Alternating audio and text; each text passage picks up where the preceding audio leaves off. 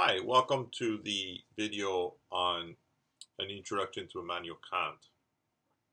So what I want to do in this video is simply give you, the most important thing is to give you background information that's absolutely necessary for you to understand the moral philosophy and what's going on.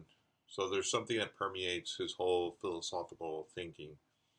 And so I want to give you some of the terminology and some background that's going to help you put things into perspective. So let me say something first, very briefly, about his life. He was born in 1724. He lived until 1804, so about 80 years, which is relatively, I guess, a long life in the 18th century. He was a German philosopher living during the Age of Enlightenment. His most famous philosophical work is known as Transcendental Idealism. I'll say more about that later. His most famous works are what we call the three critiques. They were written at a relatively older age, in mid-50s. In 1781, he published the first critique of pure reason. And in 1788, the second critique, which is the critique of practical reason. And then in 1790, the third critique, which is the critique of the faculty of judgment. So those are the most sort of famous works that he has, that he's known for. In terms of his ethics and moral philosophy, the most famous works were written in 1785. The first one is The Foundations for the Metaphysics of Morals. And this is the book that we're going to be using is called The Grounding for the Metaphysics of Morals. Same thing, different interpretation. It was written in German. And then the second, 1788, was written in the Critique of Practical Reason. It's the second major work in moral philosophy. And then the last one, in 1790, The Metaphysics of Morals. So those are the three most famous ethical works that Kant wrote. Now, there are certain terminological concepts that we need to understand before we start actually reading Kant. And so let me go over these. There are six, and they come in pairs. So we have a priori knowledge, a posteriori knowledge.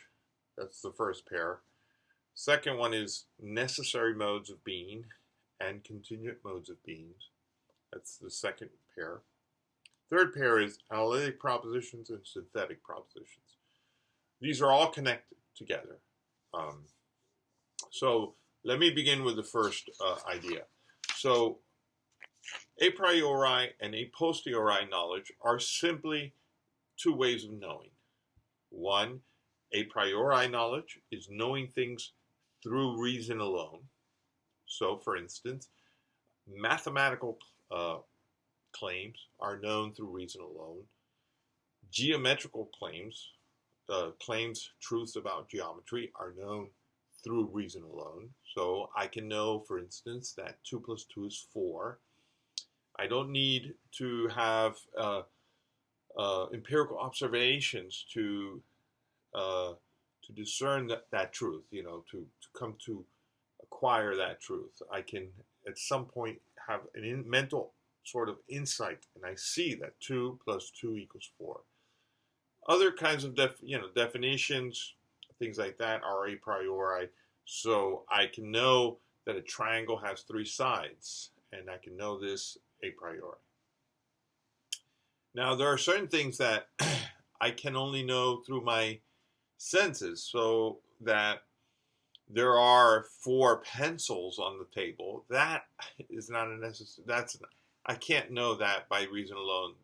I would have to go and observe it, and so a posteriori knowledge has to do with knowledge that is only known by experience.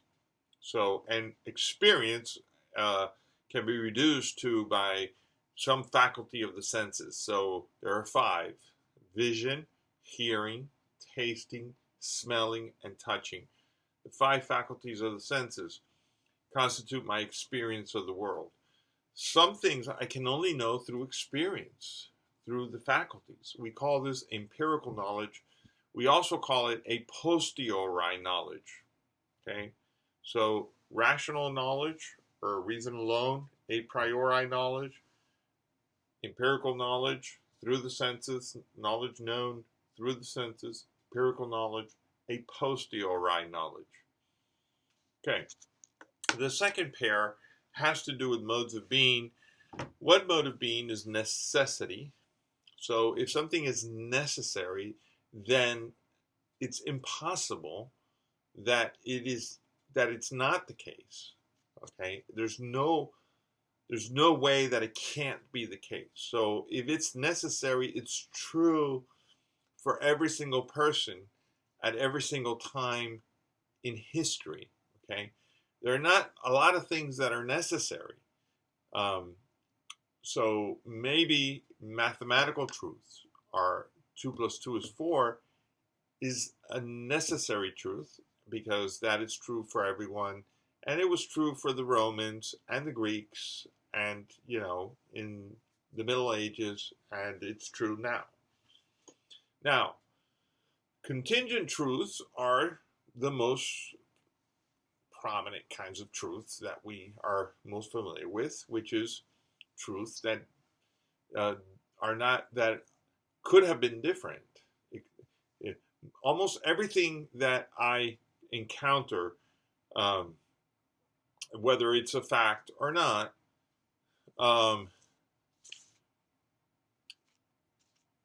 could have been different. So if I was born on December 24th, which I was, that could have been different. Didn't have to be the case. So that's a contingent fact.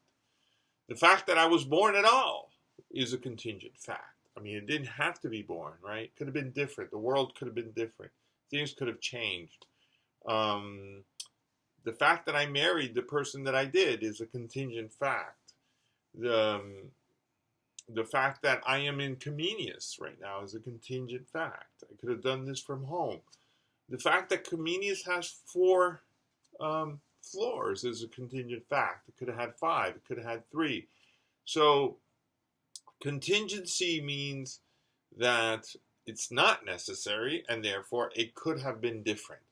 Necessity means that it's true for everyone at all times and it cannot be different, right? It has to be the case. It's absolute, okay? So we have 2 different ways of being, contingent and necessary. Okay, the final pair, analytic propositions and synthetic propositions. So notice that when I say something's analytic, I'm not talking about a truth or anything. I'm talking about a sentence. A proposition is analytic. And what that means is basically the idea that the predicate of the proposition is entailed and included in the subject. Another way of saying the same thing is to say that the subject includes or entails the predicate. But if this is true, then by simply thinking about the subject or the concept of the subject of the sentence, I should be able to deduce the predicate. So let me give you an example. I'll go back to my example of the triangle. The proposition, a triangle has 3 sides. You see, if I think about the concept of what a triangle is, right? What is a triangle? There are many different kinds of triangle, but they all have, it's a figure. It's a geometrical figure. And when I start thinking about it, I can deduce from just thinking that it has 3 sides. Because the concept of a triangle entails the property of having 3 sides. It's true by definition, right? Same thing with a bachelor is an unmarried man. This is an analytic proposition because I can deduce the proposition, the predicate, from simply thinking about the subject. Now, I drew a little square for you so that you can see how these things are related.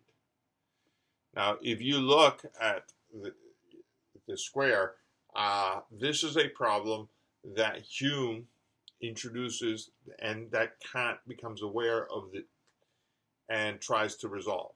So Kant says, look, analytic propositions are great because you can know them by reason alone, right? You can just think of the subject and deduce the predicate, since the predicate is entailed in the subject and the subject is impregnated with the predicate. So I can deduce that a triangle has three sides just by thinking about a triangle.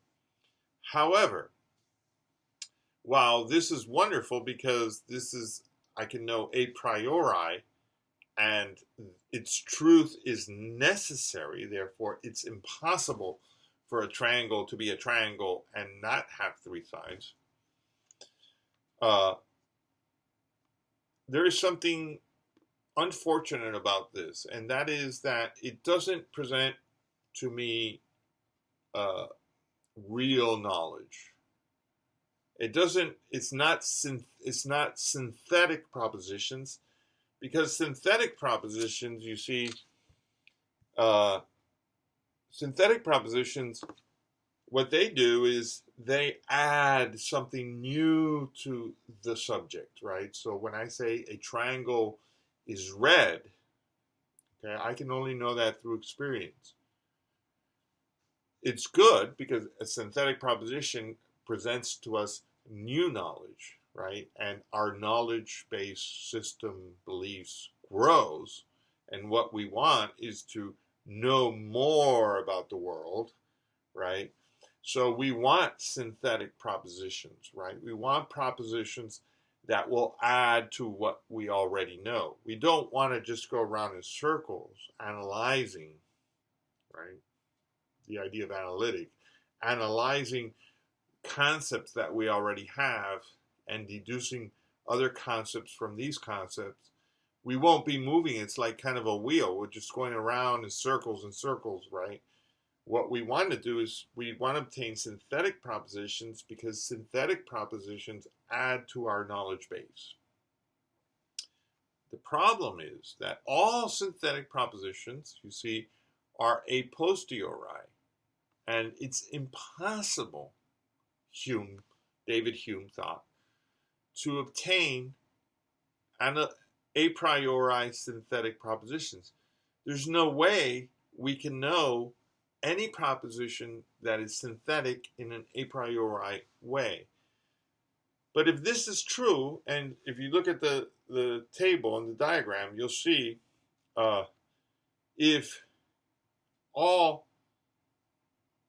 a priori necessary truths are analytic, then all necessary truths are simply, what Hume calls relations of reason. It's just like going around in circles and sort of analyzing concepts that I already have. All my knowledge growth comes from synthetic propositions, but notice that all synthetic propositions are a posteriori, and therefore they're derived from experience. And all these, you see, are contingent, and they're not necessary. They could have been otherwise. What's the big deal?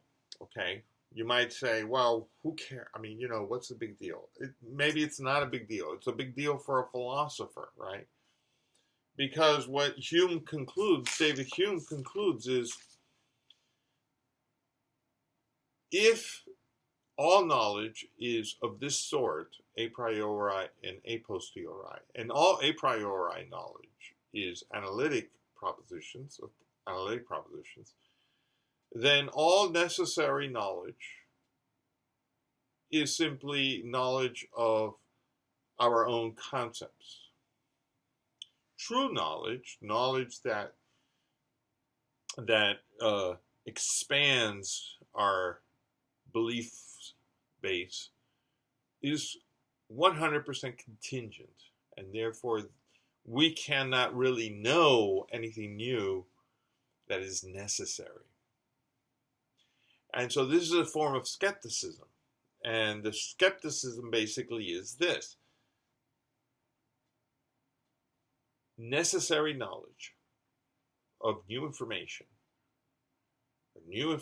knowing new information in a necessary way is impossible. Okay, it's impossible. And so this presents a difficulty because some philosophers believe that if we want philosophical knowledge, it has to be necessary knowledge, but that's impossible because there are no synthetic propositions that are necessary. They're all a posteriori. So the main question that Kant really struggles with, and the whole critique of pure reason is based on this one question: is a priori synthetic knowledge possible? Is it possible to acquire knowledge, new information in an a priori way, such that it will be necessary? His answer is yes, and I'll explain in my next video. Thanks.